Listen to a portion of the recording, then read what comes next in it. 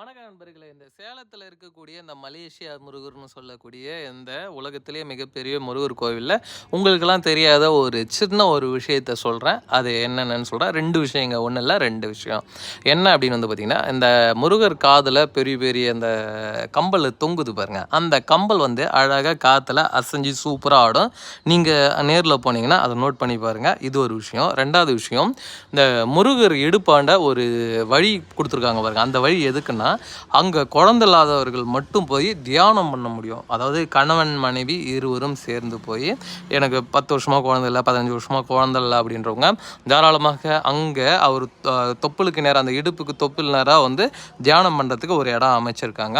மெயினாக இவங்க போய் அதுக்குள்ளே உட்காந்து தியானம் பண்ணிக்கலாம். ஆனால் எல்லாருக்கும் அலோடு கிடையாது. கல்யாணம் ஆகி குழந்தை இல்லாதவர்கள் மட்டும்தான் அங்கே போய் தியானம் பண்ண முடியும் அப்படின்னு சொல்கிறாங்க. சரிங்களா, அது ஒரு விஷயம் இருக்குது. அதேமாரி இந்த கோவிலில் மூலவர் வேறு லெவலில் இருப்பார்.